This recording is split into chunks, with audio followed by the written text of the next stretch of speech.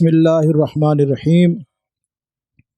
اللہ پاک کا لاکھ لاکھ احسان ہے کہ ہم مکس نیوز کے حوالے سے اس انتہائی خوشی اور مسرت کا اظہار کرتے ہیں کہ جس طرح سے مکس نیوز نے پاکستان کی آواز کا سلوگن اختیار کرتے ہوئے اور بالخصوص ملتان اور جنوبی پنجاب کی آواز کو اپنی آواز بنایا اور مستند جو خبریں ہیں ان کا آغاز کیا، یہ اللہ پاک کا لاکھ لاکھ احسان ہے۔ اس کی وجہ یہ ہے کہ یہ جو ٹیم ہے جس کی سربراہی چودھری امتیاز احمد گھمن صاحب اور میرے چھوٹے بھائی ملک محمد اکمل وینس صاحب، جو کہ اپنی کمپیٹنسی میں اپنا کوئی ثانی نہیں رکھتے، اور الحمدللہ ان کی جو ٹیم ہے وہ بھی اپنی لائلٹی میں اپنا کوئی جواب نہیں رکھتی۔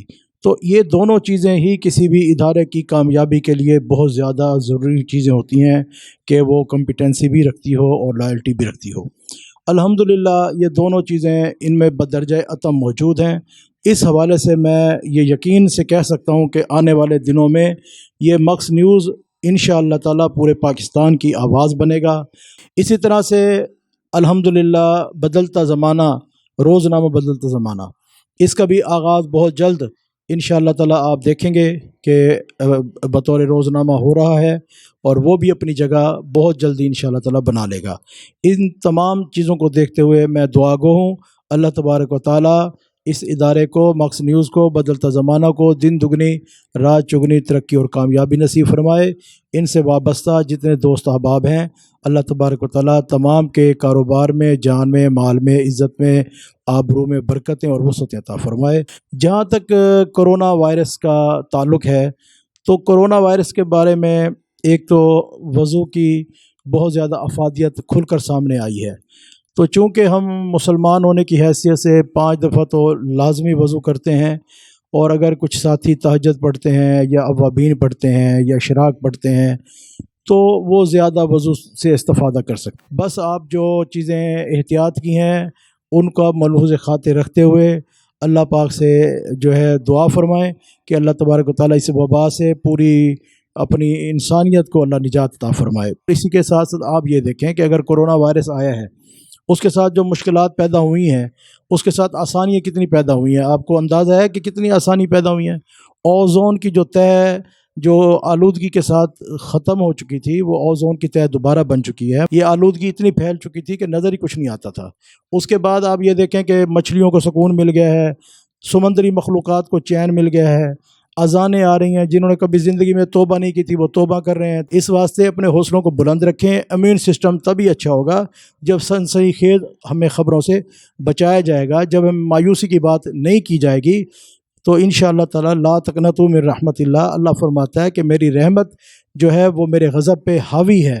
تو بہرحال جو بھی چیزیں میسر ہیں ان کو ملحوظ خاطر رکھ کے استغفار پہ زور دیں اور اللہ کو یاد کریں اور احتیاط سے کام لیں۔ عوام کو چاہیے کہ کسی بھی اس قسم کے جو ٹوٹکے ہیں ان کے اوپر عمل کرنے کی بجائے جو گورنمنٹ اور پاکستان نے جو ہمیں انسٹرکشن دی ہیں اس کے اوپر بالکل عمل کرنا چاہیے۔ لاک ڈاؤن کی جو انسٹرکشن دی ہے اس پہ عمل کرنا چاہیے، ہاتھ دھونے کی جو انسٹرکشن دی ہے اس پہ عمل کرنا چاہیے، جو ہمارا جو سماجی فاصلہ ہے اس کو بالکل ملحوظ خاطر رکھنا چاہیے۔ اسی طرح سے ماسک پہننا چاہیے۔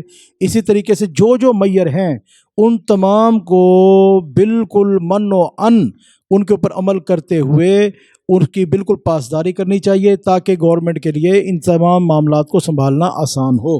اسی طرح سے جو مخیر حضرات ہیں ان کے اوپر بھی یہ بھاری ذمہ داری ہے کہ وہ الحمدللہ پہلے بھی بہت خدمت خلق کا کام ہو رہا ہے۔ آپ دیکھیں کوئی گلی، کوئی محلہ، کوئی ایسی بستی نہیں ہے جہاں پر کوئی نہ کوئی اللہ والا جو ہے وہ اللہ کے بندوں کی خدمت نہ کر رہا ہو۔ یہ بھی ہمارے پاکستان کی آواز ہے، یہ بھی ہمارے پاکستان کا ہی ترہ امتیاز ہے، یہ بھی ہمارے پاکستان کی شان ہے۔ تو بہرحال ہمیں ہمیشہ پازیٹیو چیزوں کو دیکھنا چاہیے، نہ کہ صرف نیگیٹو چیز کے اوپر ہی اپنی قوم کو جو ہے نا ہر وقت مورد الزام ٹھہرانا اور حوصلہ شکنی کرنے کی جو عادت بن چکی ہے۔ میں یہ ابھی اپنے تمام احباب سے گزارش کروں گا کہ وہ اس سے اجتناب کریں۔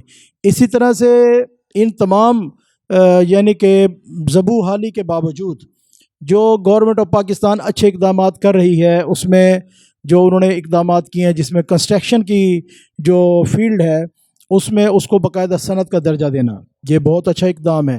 اس کو بہت پہلے ہو جانا چاہیے تھا۔ ہم 2 سال سے ہی کہہ رہے تھے کہ آپ اس کو کنسٹرکشن کے اندر آسانی پیدا کریں۔ ابھی بھی ہم کہتے ہیں کہ کنسٹرکشن کب ہوگی؟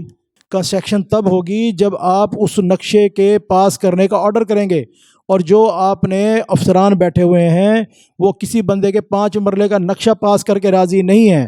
جب نقشہ ہی پاس نہیں ہوگا تو اس کے اوپر آپ مجھے بتائیں کہ کیسے کنسٹرکشن ہوگی؟ نہ کوئی نقشہ کسی اسکیم کا نقشہ پاس ہوا ہے۔ آپ ملتان کو لے لیں، مکس نیوز ملتان کی آواز بھی ہے، آپ ملتان کو لے لیں، پوچھیں ایم ڈی او کو بلا کے کہ انہوں نے اس 13 سال کے اندر کتنے نقشے پاس کیے ہیں؟ 1 درجن نقشہ بھی پاس نہیں کیا۔ پتہ نہیں ہزاروں کے حساب سے اس کے ملازمین ہیں، کروڑوں کے حساب سے اس کی تنخواہیں ہیں، اور حالت یہ ہے کہ یہ نقشے کسی کا پاس نہیں کرتے، یہ اعتراض لگانے کے لیے بیٹھے ہوئے ہیں۔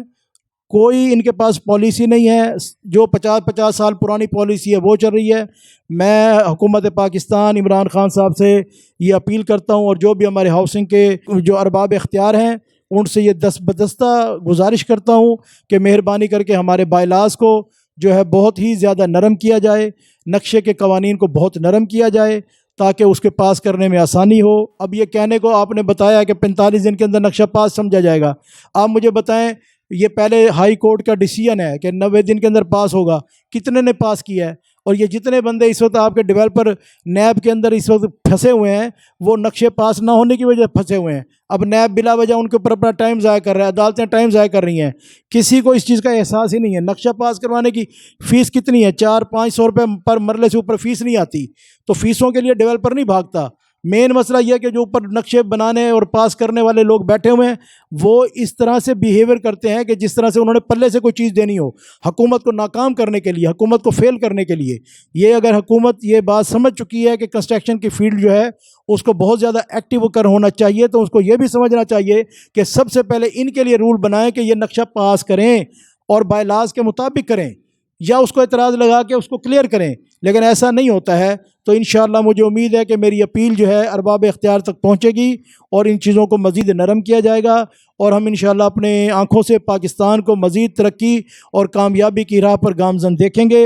اللہ تبارک و تعالیٰ سے ایک دفعہ پھر دعا ہے کہ مکس نیوز کو، بدلتا زمانہ کو، بھائی امتیاز گھمن صاحب کو، ملک امگل ویس صاحب کو، ان کی پوری ٹیم کو فرداً اللہ تبارک و تعالیٰ کامیابی اور کامرانی نصیب فرمائے۔ بہت شکریہ، جزاک اللہ خیر۔ السلام علیکم ورحمۃ اللہ وبرکاتہ۔